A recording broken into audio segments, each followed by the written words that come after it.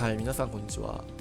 今回は iFly よりプレリリースとなったボーイング 737MAX8 をレビューしていきたいと思います。この iFly も機体アドオンメーカーとして FSX や P3D でも機体をリリースしているメーカーになっています。実世界でも国内の航空会社でこの 737MAX8 を現在の 737-800 の後継機として導入が発表されています。この iFly も実機に基づいてかなりこだわっているメーカーになりますので、そのあたりも細かく見ていきたいと思います。はい、それでは本日も早速見ていきたいと思います。ぜひ最後までごゆっくりとお楽しみください。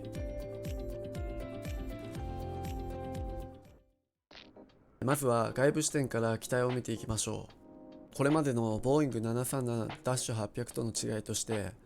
ウィングレットとエンジン後方の形状が異なるという点があります。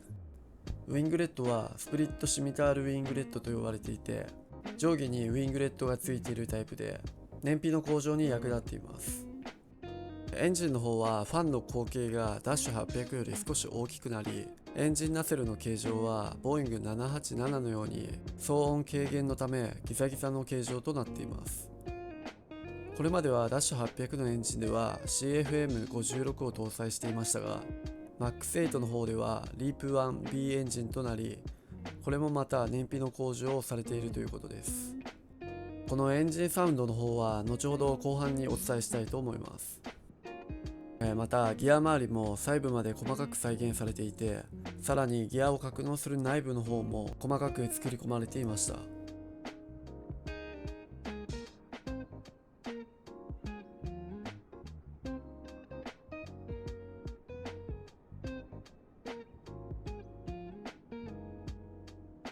続いてはキャビンとコックピットの方ですね、見ていきたいと思います。キャビンの方もファンクションする箇所が多く、座席のテーブルや窓のシェードもアニメーションが追加されています。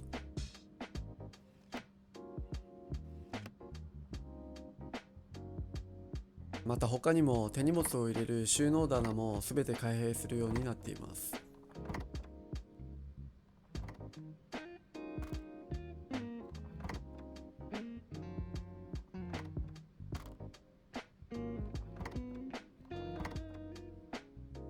このようにトイレの方もユニークな再現がされていて、便座の方も動くようになっていました。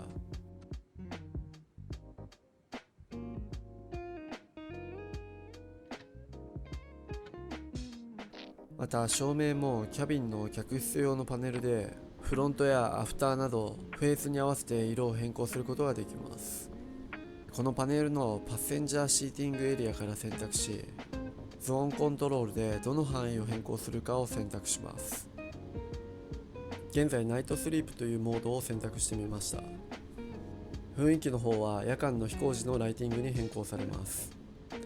他にも照明の方は変更することができ、キャビンの方は全体的に手が加えられている印象がありました。続いてコックピットの方を見ていきたいと思います。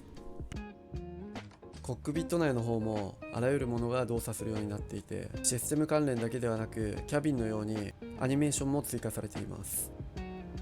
コックピット後方のジャンプシートの開閉や左右のシートも実際の機体と同様に動くようになっています。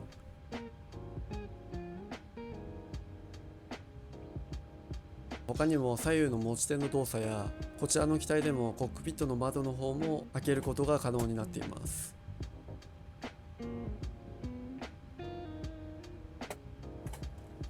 アニメーションの方はとても充実しているので、様々な楽しみ方ができそうです。次にディスプレイ関係も見ておきましょう。ボーイング 737-800 と比べるとマルチファンクションディスプレイが採用されていて、ボーイング787と同じタイプに変更されています。ダッシュ800のディスプレイと比べるとかなり大きくなっているのがわかると思います。またボーイング 737-800 と比べてもスイッチ類の配置は若干変更されているところもありますが、それほど大きく変わってはいないので、プロシージャーに関しては PMDG などを飛ばされていた方は飛ばしやすい機体かと思います。また PMDG などこれまで出ている機体アドオンと比べると、スイッチによってはオンにする場合は右クリック、またはマウスホイールで操作、スイッチやノブ関係のファンクションについては少し他の機体アドオンとは仕様が異なります。操作に関しては触っていれば慣れてくると思います。またこの機体も EFB フライパッドが搭載されていて、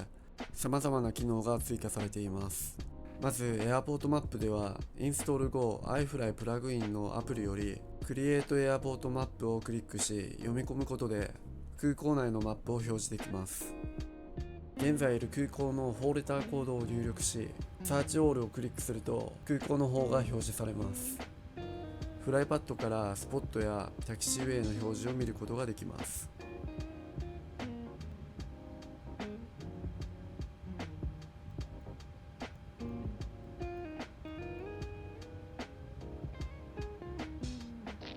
またビデオをクリックするとキャビンの様子を確認できるページもありました。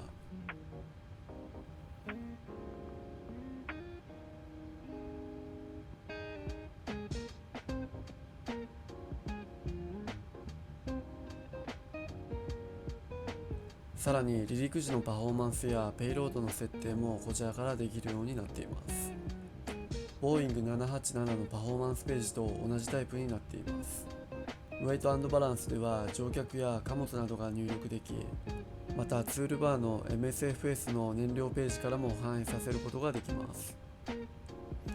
シムブリーフの場合は現在 OFP を確認し入力するといいと思います。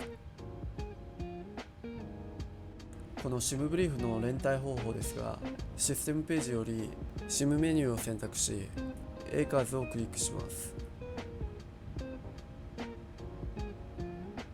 ここに SIM ブリーフの ID を入力しセットをクリックすると CDU の方からルートの読み込みができるようになります。現在 SIM ブリーフの方はパフォーマンスデータは手打ちとなります。また同じくシステムページのグランドサポートではギアへのチョークの設置、地上電源やケータリングサービスなども簡単に接続が可能になっています。次に CDU で SIM ブリーフのルートを読み込む方法ですが、事前に SIM ブリーフでフライトプランを作成し、ジェネラルフライトをクリックしていれば CDU のルートページよりリクエストが可能になります。ここのフライトプランリクエストをクリックして SIM ブリーフで作成したプランをロードさせます。スクラッチパッドにルート1アップリンクレディと表示されたらロードをクリックするとルートの方が読み込まれます。使用するランウェイや SID の方はデパーチャーアライバルページから手動で入力が必要になります。またグランドサポートの4ページ目では機体にカバー類を取り付けることもでき、レドームの開閉もすることができます。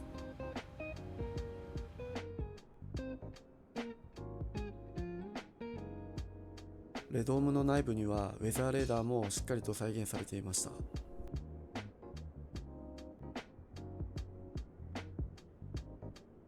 次にエンジンサウンドの方を聞いていきたいと思います。リープ 1B エンジンが採用されていて iFly ではサウンドもかなり忠実に再現されています。まずはスタートアップ時のサウンドから聞いていきましょう。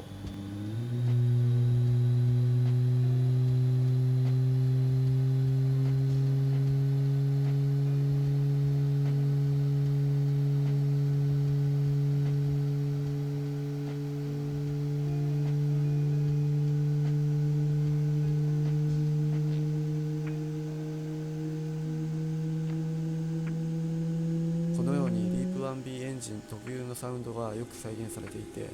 海外でもサウンドに関して非常に評価が高くなっています。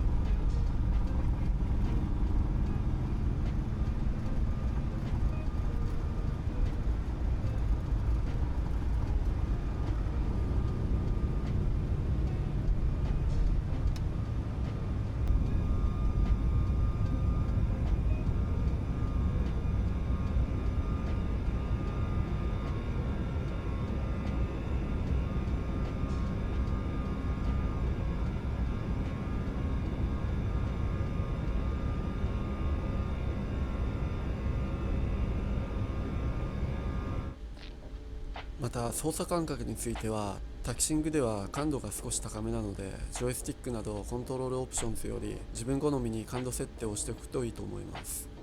曲がる際などは結構シビアな印象はありました。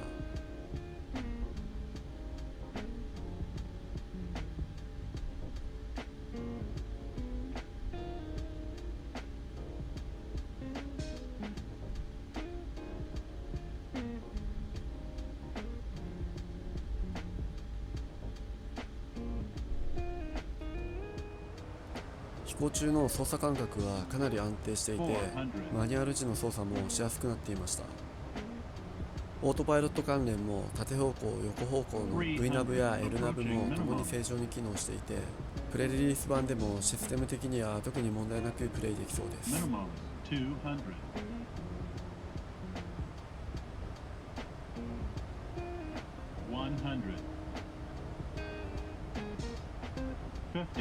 40, 30, 20, 10.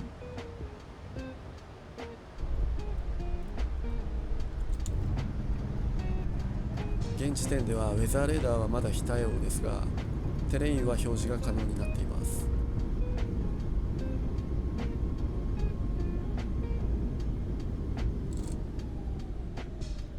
機体の購入に関しては iFly マネージャーをダウンロードしてインストールをし、ここから機体の購入や付属しているリバリーの追加やアップデートも行うことができます。現時点では機体の価格は約1459円となっています。